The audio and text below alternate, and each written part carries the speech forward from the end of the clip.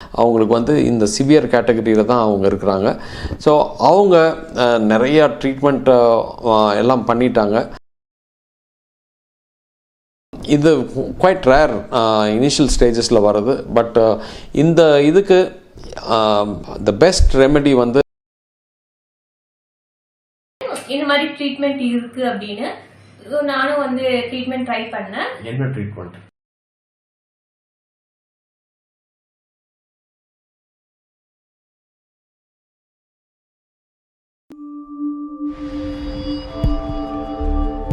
மகேஸ்வரின்னு ஒரு பொண்ணு. அவங்க வந்து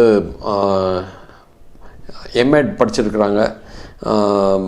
அண்ட் அவங்க வந்து டீச்சிங் ப்ரொஃபஷன் போயிட்டு இருந்துட்டு அவங்க பார்வை குறைபாடுனால அவங்களுக்கு வந்து வேலைக்கு போக முடியாமல் ஒரு சூழ்நிலை.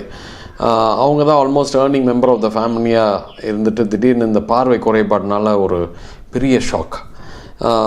இது திடீர்னு அப்படியே கம்மியாக ஆரம்பிச்சிருச்சு. இது ஏன் இப்படி வருது அப்படின்னு பார்த்தீங்கன்னா, இந்த மாலைக்கண் நோய் வந்து அஃபெக்ட் ஆகிறது இந்த நரம்பு விழித்திரையில் இருக்கிற 10 லேயர் இருக்குது. அந்த 10 லேயரில் இந்த ராட்ஸ் அண்ட் கோன்ஸ், ராட்ஸுங்கிற ஒரு லேயர் அண்ட் கோன்கிற ஒரு லேயர் ஃபஸ்ட்டு பாதிப்பு ஏற்படும். அடுத்தது ரெட்டினல் பிக்மெண்ட் எபித்தீலியம் பாதிப்பு ஏற்படும்.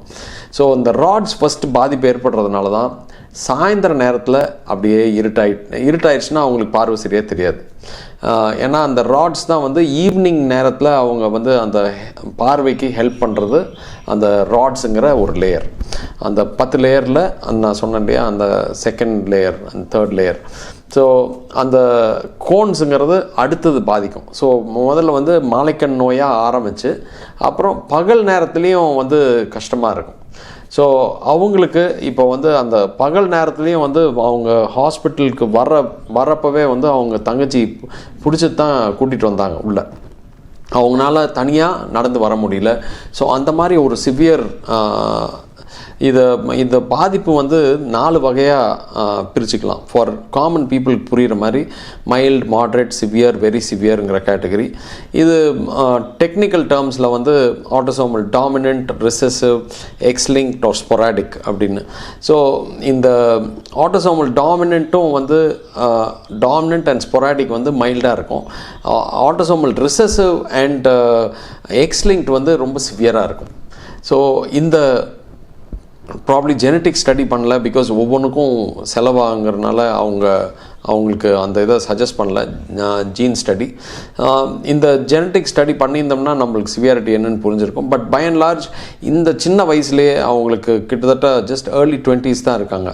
22, 23 வயசு தான் அது. பட் இப்போவே இவ்வளோ சிவியராக பாதிப்பு ஏற்பட்டிருக்குன்னா அவங்களுக்கு வந்து இந்த சிவியர் கேட்டகரியில் தான் அவங்க இருக்கிறாங்க. ஸோ அவங்க நிறையா ட்ரீட்மெண்ட் எல்லாம் பண்ணிட்டாங்க.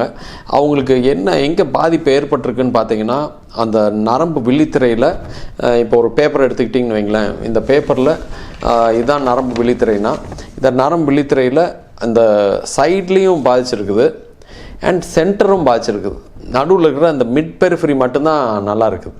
ஸோ அவங்க இந்த இதனால் அவங்களுக்கு வந்து சென்டர் பார்வை தெரியலன்னா கரெக்டாக அந்த அவங்க பார்க்குற அந்த ஃபேஸ் பார்த்தாங்கன்னா அந்த கரெக்டாக அந்த ஃபேஸ் தெரியாது அண்ட் சைடில் இருக்கிறதும் தெரியாது. ஸோ இந்த மாதிரி ஒரு பாதிப்பு அவங்களுக்கு வந்து ரெட்டினைட்டிஸ் பிக்மெண்டோசா அண்ட் மேக்குலர் டிஸ்ட்ரோஃபி இந்த ரெண்டுமே இருக்குது.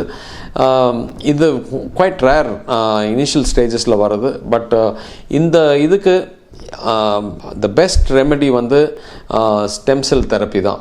ஸ்டெம் செல் அதாவது செத்து போயிட்டே இருக்கிற செல்ஸை வந்து திரும்ப ரீஜென்ரேட் பண்ணி அந்த இன்ஜெக்ஷன் கொடுத்து ரீஜென்ரேட் பண்ணி நம்ம இம்ப்ரூவ் வைக்கிறது தான் அதுக்கு ஒரே வழி. இப்போது as on date 2024 the best method இதுதான் எனக்கு தெரிஞ்சது. ஸோ இதுக்கு நம்ம ஹைப்போபேரிக் ஆக்சிஜன் கொடுக்குறோம், ஸ்டெம் செல் தெரப்பி கொடுக்குறோம், பிளேட்டட் ரிச் பிளாஸ்மா கொடுக்குறோம், எக்ஸோசோம்ஸ் பண்ணுறோம், டயட் நல்ல ஹெல்தி டயட். அவங்க பிளட் டெஸ்ட்ஸ் எடுத்து அது ஏதாவது பேராமீட்டர்ஸ் ஏதாவது கம்மியாக இருந்ததுன்னா அதை வந்து சரி செஞ்சு அப்புறம் இந்த ட்ரீட்மெண்ட் கொடுக்குறப்ப இன்னும் ஃபென்டாஸ்டிக்காக பெனிஃபிட் அடைகிறாங்க. ஸோ இது அவங்க சொல்கிறதே நம்ம கேட்போம் எப்படி இருக்குன்ட்டு. நான் ஈரோடு டிஸ்ட்ரிக்ட் நம்பியூர்லேருந்து வரேன். ஸோ எனக்கு வந்து சின்ன வயசுலேருந்தே வந்து லோ விஷன் அடாப்ட் ஆக முடியாது. தென் வந்து ரொம்ப பக்கத்தில் இருக்கிற பொருள்கள் மட்டும்தான் பார்ப்பேன். ஸோ இந்த ப்ராப்ளம் வந்து நான் நிறைய ஹாஸ்பிட்டல் போனேன். பட் எல்லா ஹாஸ்பிட்டல்லையும் வந்து இதுக்கு வந்து சொல்யூஷன் கிடையாது, இது வந்து லைஃப் லாங் இப்படி தான் இருக்கும் அப்படின்னு சொன்னாங்க. இருந்தாலும் நான் வந்து எனக்கு நம்பிக்கை இருந்துச்சு கண்டிப்பாக இந்த சொல்யூஷன் கிடைக்கும் அப்படின்னு. ஸோ ஒரு 2 months முன்னாடி, அட்லீஸ்ட் 1 month முன்னாடி வந்து சாரோட வீடியோ வந்து யூடியூப்ல பார்த்தேன். அதுக்கப்புறம் சார் வந்து இங்கே ஹாஸ்பிட்டல் அப்ரோச் பண்ண டாக்டர் சசி ஐ கேர்ல. ஸோ சார் வந்து சொன்னாரு இந்த மாதிரி ட்ரீட்மெண்ட் இருக்கு அப்படின்னு. நானும் வந்து ட்ரீட்மெண்ட் ட்ரை பண்ணேன். என்ன ட்ரீட்மெண்ட்? HPOT, அதுக்கப்புறம் PRT and stem cell therapy. So நான் அந்த ட்ரீட்மெண்ட் முடிஞ்ச 2 வாரத்திலேயே நல்ல ரிசல்ட் கிடைச்சிருக்கு. எனக்கு ரொம்ப ஹாப்பியா இருக்கு. ஸோ நான் என்ன சொல்ல வரேன்னா, இந்த மாதிரி ப்ராப்ளம் இருக்கிற எல்லாருமே வந்து இந்த ட்ரீட்மெண்ட் கண்டிப்பா ட்ரை பண்ண நல்ல ரிசல்ட் கண்டிப்பா கிடைக்கும். Okay, thank you. என்னென்ன மாதிரி இம்ப்ரூவ்மெண்ட் வந்தது உங்களுக்கு? ஸோ இதுக்கு முன்னாடி வந்து நான் டிம் லைட்ல வந்து பார்க்க மாட்டேன், லோ லைட் ஆகிற பிளேஸ்க்கு போகவே மாட்டேன். இப்போ அட்லீஸ்ட் என்னால் அந்த பிளேஸ்ல அடாப்ட் ஆக முடியுது. ரெண்டாவது வந்து தனியாக நடக்கவே பயப்படுவேன். ஒரு நியூ பிளேஸுக்கு போகும்போது, புதிய இடத்துக்கு போகும்போது. இப்போ வந்து எனக்கு அந்த ப்ராப்ளம் வந்து கிடையாது. நான் ஃபர்ஸ்ட் டைம் ஹாஸ்பிட்டல் வரும்போது அப்படிதான் வந்தேன். ஏன்னா ஒரு பிளேஸ் நியூவா இருக்கும்போது நம்மளால அடாப்ட் ஆக முடியுமா அப்படின்னு. பட் இப்போ எனக்கு வரும்போது அந்த ப்ராப்ளம் கிடையாது, நான் ஈஸியாக அடாப்ட் ஆகிக்கிறேன். ரெண்டாவது வந்து பாத்தீங்கன்னா, நான் வந்து சின்ன லெட்டர்ஸ் வந்து இதுக்கு முன்னாடி வந்து எனக்கு தெரியவே தெரியாது. பட் இப்போ நல்லா பாக்குற சின்ன லெட்டர்ஸ் படிக்கிறேன்.